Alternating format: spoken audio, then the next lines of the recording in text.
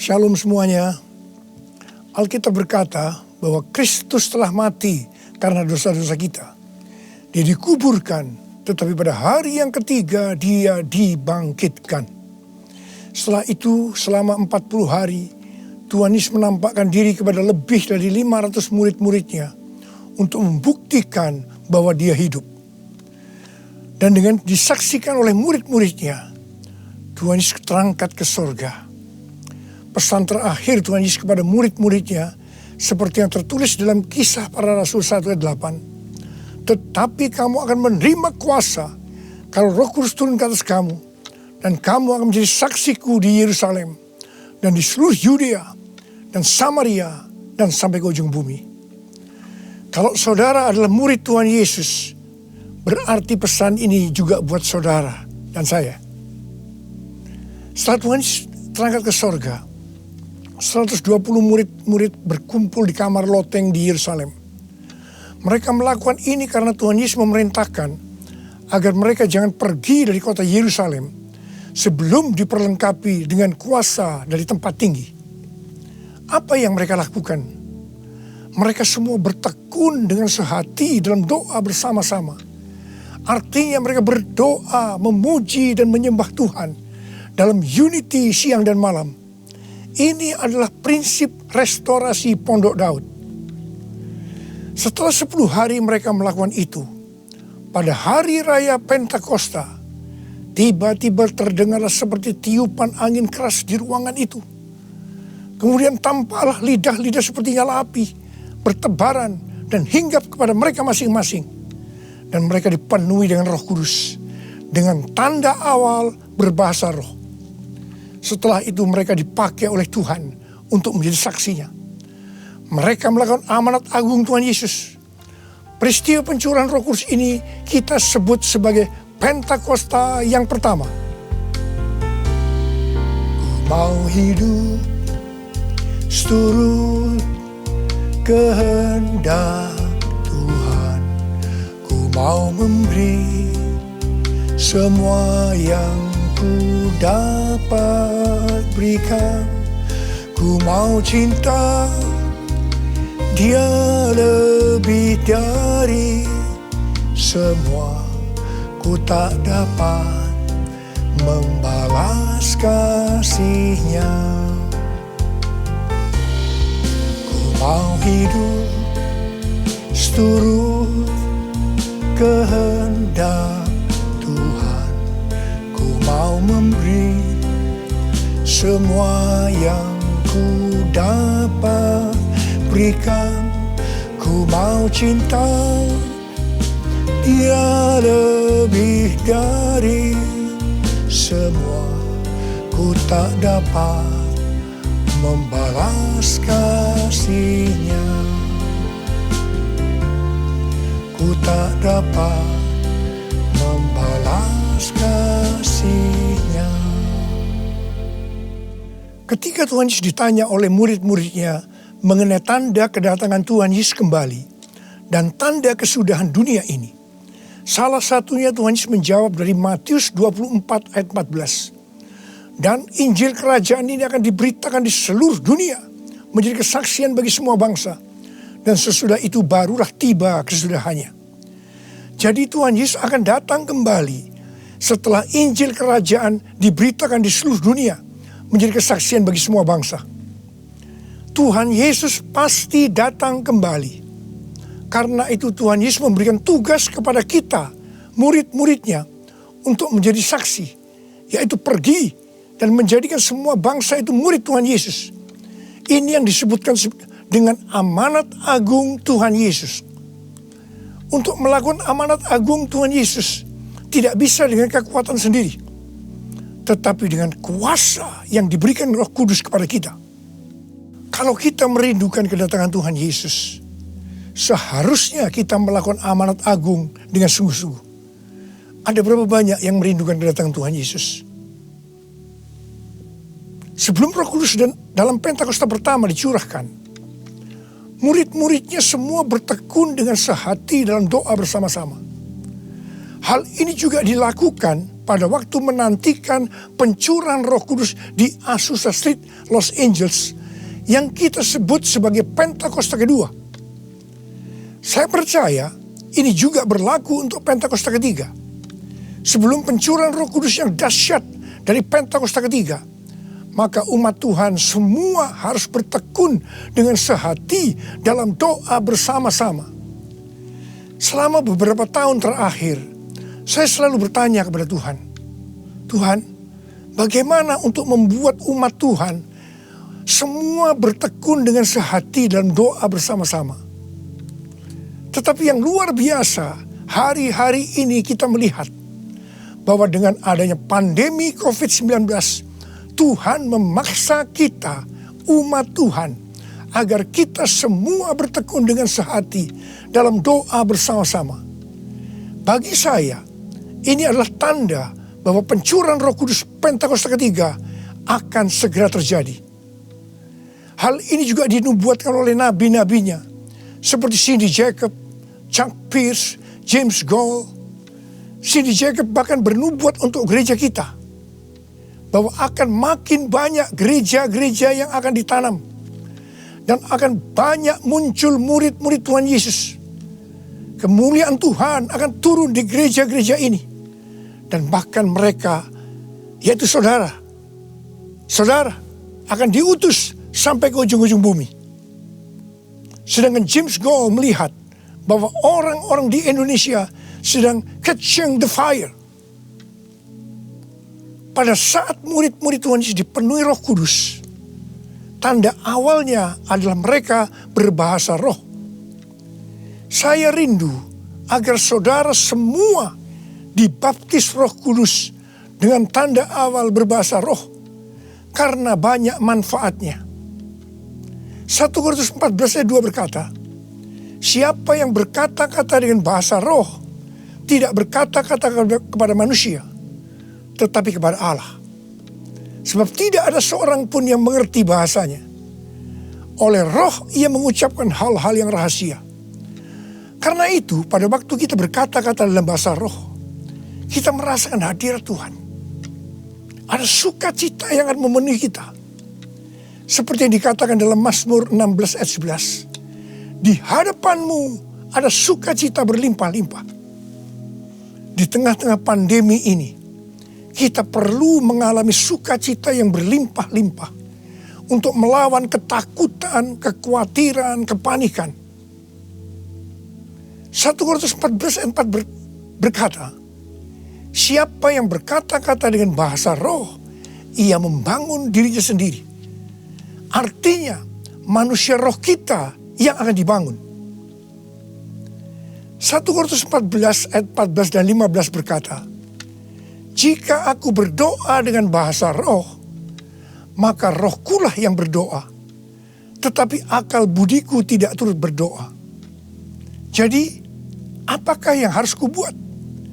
Aku akan berdoa dengan rohku, tetapi aku akan berdoa juga dengan akal budiku.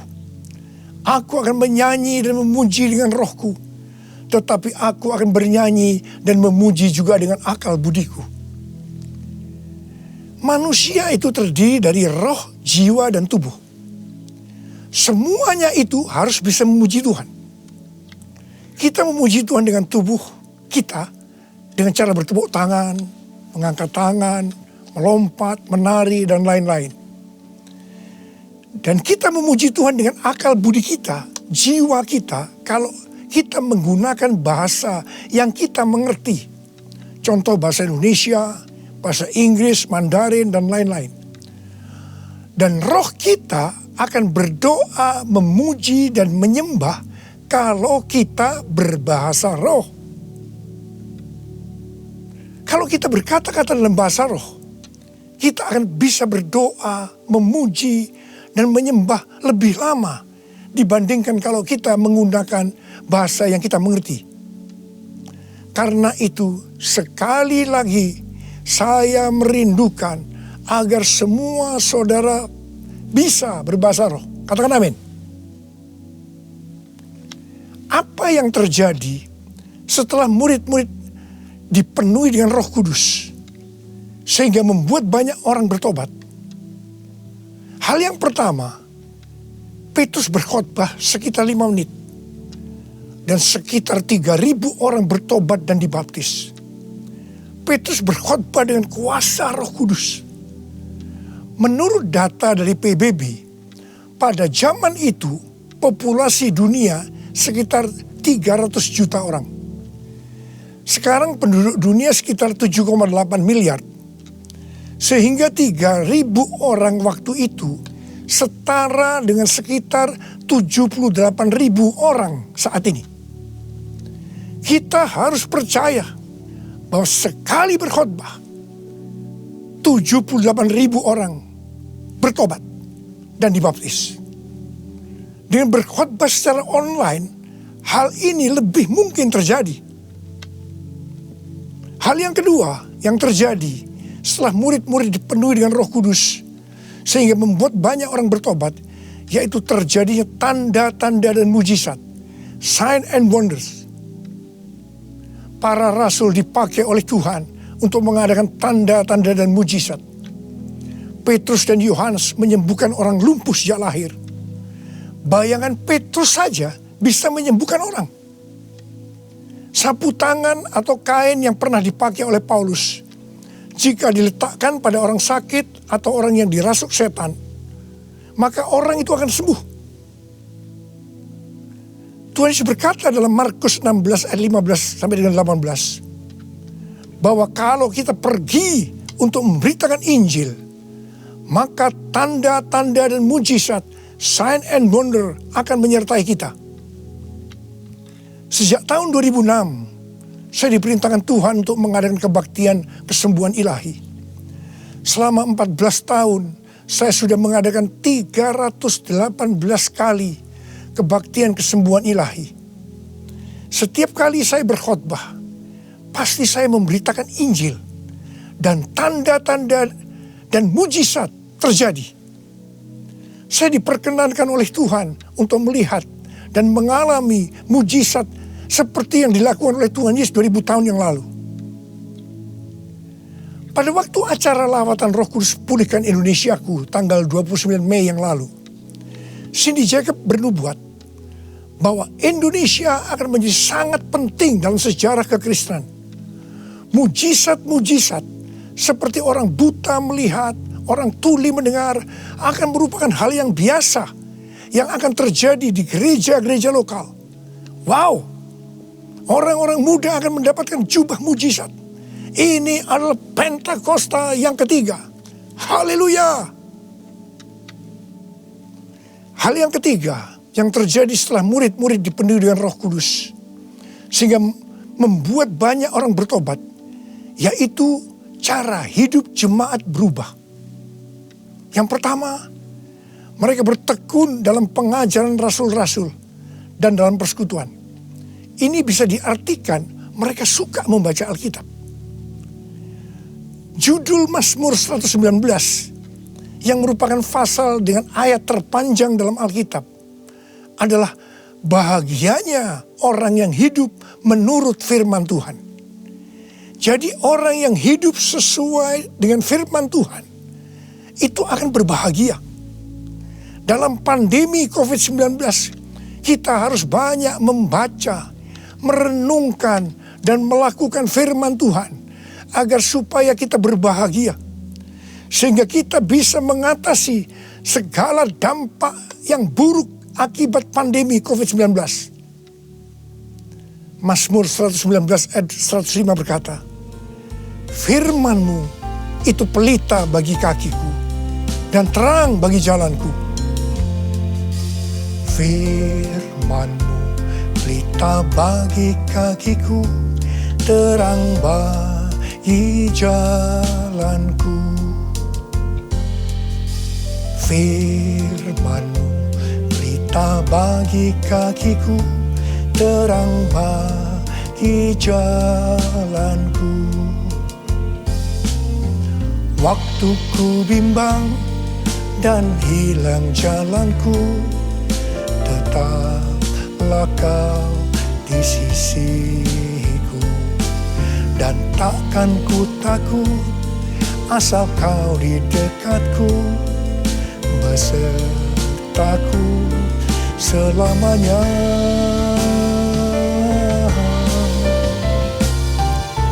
Firman-Mu pelita bagi kakiku, terang bagi jalanku, terang bagi jalanku, terang bagi jalanku.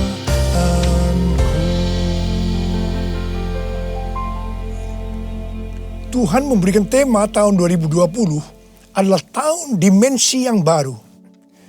Kita tidak pernah menyangka bahwa tahun dimensi yang baru adalah seperti sekarang ini, di mana dengan adanya pandemi COVID-19, kita sekarang memasuki new normal. Ayat emas yang Tuhan berikan adalah dari 2 Korintus 3 ayat 18 dan Ulangan 28 ayat 13 dan 14. Melalui 2 ayat emas ini, Tuhan berkata bahwa kalau kita makin serupa dengan gambar Yesus, yang berarti kemuliaan Dia di dalam kita semakin besar, maka berkat secara jasmani yang akan kita terima akan semakin besar. Kita diberkati untuk menjadi berkat. Katakan amin. Engkau diangkat menjadi kepala dan bukan ekor. Engkau akan tetap naik dan bukan turun. Wow. Tanggal 1 Januari 2020, saya digerakkan oleh Roh Kudus untuk berkata bahwa memasuki tahun 2020 dalam bekerja mencari nafkah tidak bisa dengan cara yang lama, tetapi harus menuruti firman Tuhan, tuntunan Tuhan. Ternyata hal-hal ini yang sedang terjadi. Kita sedang memasuki resesi ekonomi secara global. Cara-cara yang lama dalam bekerja sudah tidak bisa dipakai lagi. Kita harus bekerja menurut tuntunan firman Tuhan. Kita harus peka terhadap suara Tuhan. Untuk itu kita harus menjadi serupa, makin menjadi serupa dengan gambarnya. Orang yang menjadi serupa dengan gambarnya itu adalah murid Tuhan Yesus.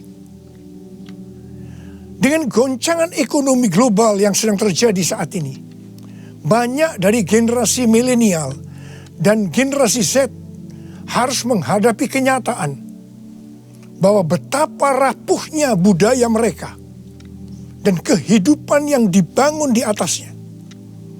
Padahal selama ini mereka begitu percaya diri dan bahkan sombong. Maaf, mereka merasa tidak perlu melibatkan Tuhan, tidak perlu bertanya kepada Tuhan dalam sebuah resep kesuksesan. Sekarang mereka akan tergoncang. Karena itu saya percaya bahwa melalui pandemi COVID-19 ini, banyak orang-orang muda yang bertobat dari cara-cara yang lama. Mereka kalau mau diberkati dalam seluruh yang dikerjakan, engkau harus menjadi murid sehingga peka terhadap tuntunan Tuhan. Tidak salah kalau akan terjadi kebangkitan generasi Yeremia, yaitu anak-anak muda yang dipenuhi dengan Roh Kudus, cinta mati-matian kepada Tuhan Yesus, tidak kompromi terhadap dosa, dan akan memenangkan banyak jiwa. Hal yang kedua, cara hidup jemaat berubah. Mereka selalu berkumpul memecahkan roti dan berdoa. Ini bisa dikatakan bahwa mereka hidup dalam unity dan suka berdoa. Yang ketiga, cara hidup jemaat berubah. Mereka suka memberi. Suka memberi. Sehingga tidak ada yang berkekurangan. Dalam keadaan krisis ekonomi ini, kita diperintahkan oleh Tuhan untuk memberi dan menabur. Kisah Para Rasul 20 ayat 35b berkata, adalah lebih berbahagia memberi daripada menerima. Saudara harus saling memperhatikan mereka-mereka yang ada di kul-kul. Cara hidup jemaat berubah. Mereka selalu bergembira dan dengan tulus hati sambil memuji Allah. Jadi, Mereka semua suka membaca Alkitab, suka berdoa, unity, suka memberi, suka memuji Allah dengan gembira dan tulus hati. Dan dikatakan mereka disukai semua orang. Dan tiap-tiap hari jumlah orang yang diselamatkan bertambah. Haleluya! Haleluya! Haleluya! Haleluya! Haleluya! Haleluya!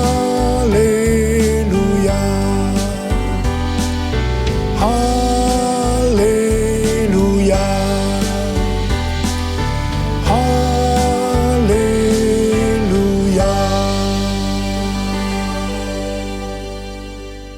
Kemudian, apa yang terjadi setelah itu? Goncangan terjadi. Aniaya yang hebat terjadi kepada orang-orang percaya di Yerusalem. Selain rasul-rasul, mereka semua harus lari ke seluruh daerah Yudea dan Samaria. Dan pada akhirnya ke ujung bumi. Mereka selama ini berada di zona nyaman di Yerusalem. Mereka biasa berkumpul dalam unity, membaca Alkitab, berdoa, dan memuji bersama-sama dengan sukacita. Suka memberi, sehingga tidak ada yang berkekurangan. Mereka berpikir menjadi orang Kristen hanya seperti itu. Mereka lupa bahwa mereka harus pergi menginjil. Caranya bagaimana? Aniaya diizinkan oleh Tuhan.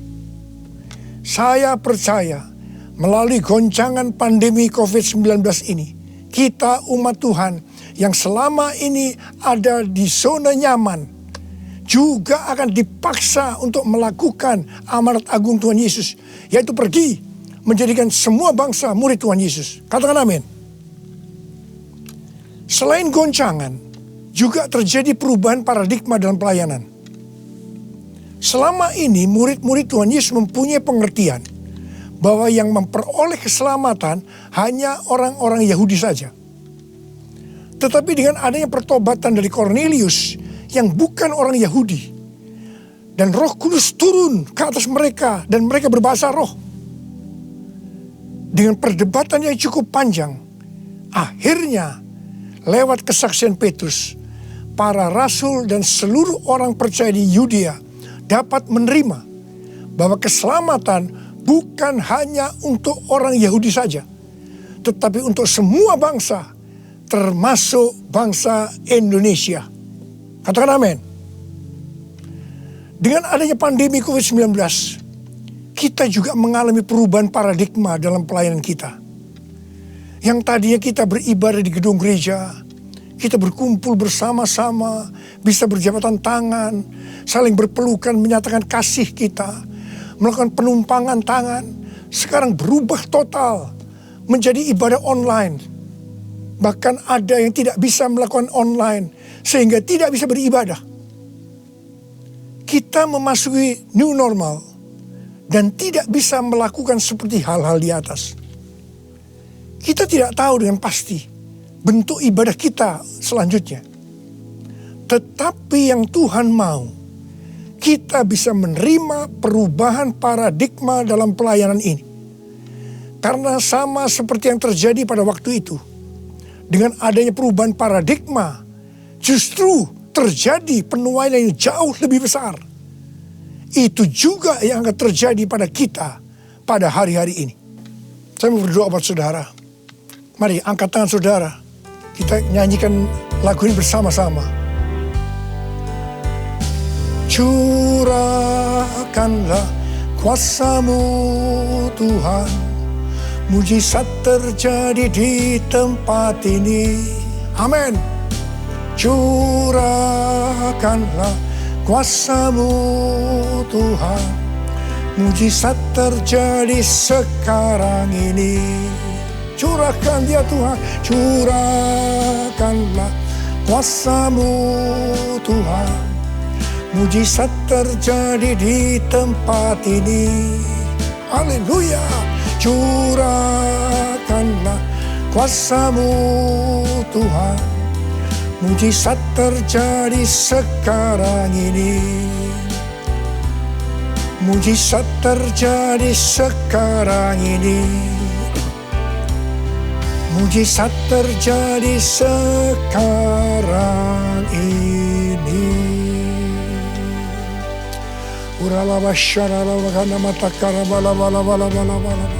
Mari kita berbahasa roh. Kita berbahasa roh saat ini.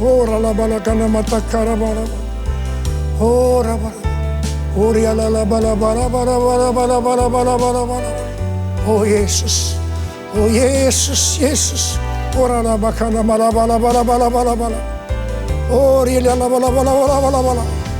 Mujizat terjadi di tempat ini sekarang ini. Jamah anak-anak-Mu ya Tuhan. Mereka yang sakit disembuhkan oleh Tuhan. Yang terdampak oleh krisis ekonomi dipulihkan oleh Tuhan. Terima berkat Tuhan. Mujizat terjadi dalam hidupmu saat ini. Sembuh dalam nama Yesus. Sembuh dalam nama Yesus. Engkau akan dicukupkan, malah berkelimpahan di dalam segala hal. Terima. Tuhan, curahkan kuasa-Mu. Pakai anak-anak-Mu semua nih Tuhan. Menjadi saksi-Mu. Melakukan amanat agung Tuhan Yesus.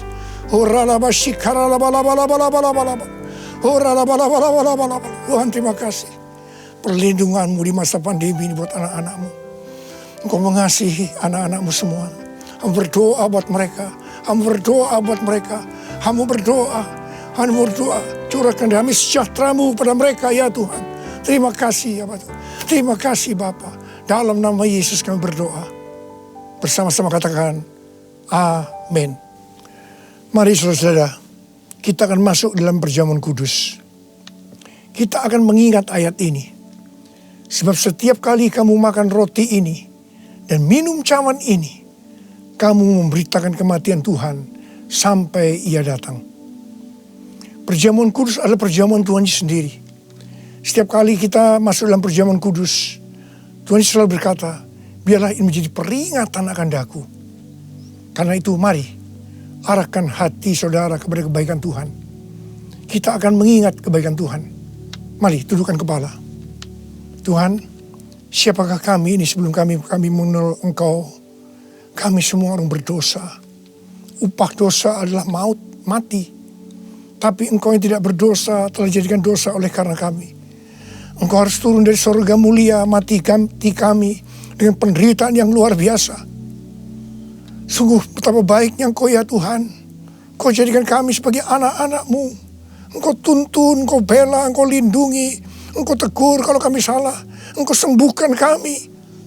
Tuhan, itu Engkau ya Abah. Itu Engkau. Saudara, Tuhan akan memberkati saudara melalui perjamuan kudus. Tapi Tuhan mau kita makan dan minum dengan cara yang benar. Oleh karena itu sekarang masing-masing berdoa. Introspeksi. Lihat keadaan dirimu masing-masing. Jangan menyimpan dosa. Kalau saat ini Tuhan ingatkan ada dosa yang harus diselesaikan, langsung minta ampun. Katakan ampuni saya Tuhan. Ampuni saya Tuhan. Tuhan ampuni anak-anak-Mu Tuhan. Ampuni anak-anak-Mu ya Tuhan. Layakkan kami untuk masuk dalam perjamuan kudus hari ini. Betapa baiknya Engkau ya Tuhan di tengah-tengah pandemi ini. Engkau terus menyertai kami anak-anak-Mu. Terima kasih Bapa. Kami akan masuk dalam perjamuan kudus dengan hati yang penuh ucapan syukur. Dalam nama Yesus. Amin. Sekarang mari angkat roti di tangan kanan saudara tinggi-tinggi. Sebab apa yang telah kuteruskan kepadamu telah aku terima dari Tuhan. Yaitu bahwa Tuhan Yesus pada malam waktu Ia diserahkan mengambil roti. Dan sesudah itu Ia mengucap syukur atasnya. Dia memecah-mecahkannya dan berkata, inilah tubuhku yang diserahkan bagi kamu.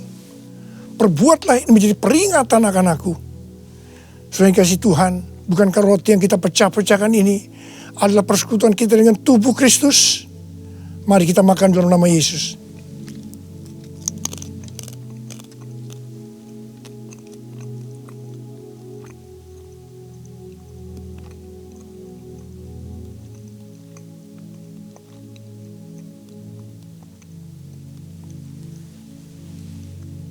Sekarang angkat cawan di tangan kanan saudara tinggi-tinggi. Demikian juga ia mengambil cawan sesudah makan lalu berkata, cawan ini adalah perjanjian baru yang dibenterkan oleh darahku. Perbuatlah ini setiap kali kamu meminumnya menjadi peringatan akan aku. Sudah dikasih Tuhan, bukan cawan pengucapan syukur. Yang atasnya kita ucapkan syukur adalah persekutuan kita dengan darah Yesus. Mari kita minum dalam nama Yesus.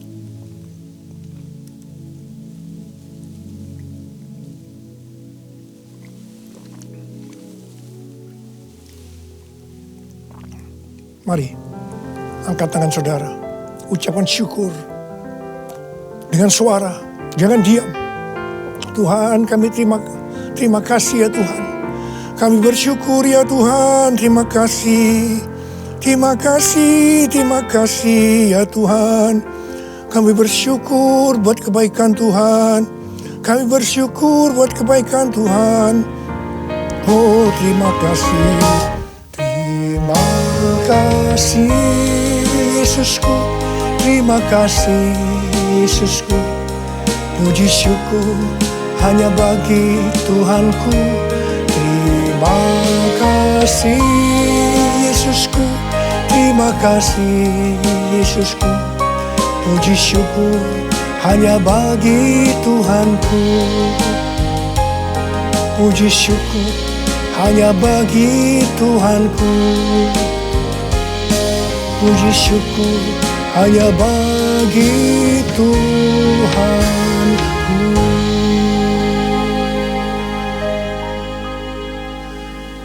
Angkat tangan saudara, terima berkat Tuhan. Pulanglah dengan berkat Tuhan. Kasih karunia yang berlimpah-limpah daripada Allah Bapa dalam anak yang tunggal Yesus Kristus. Persekutuan yang manis dengan Roh Kudus menyertai saudara sekalian mulai hari ini sampai terus datang menjemput kita di awan-awan dan bahkan sampai selama-lamanya.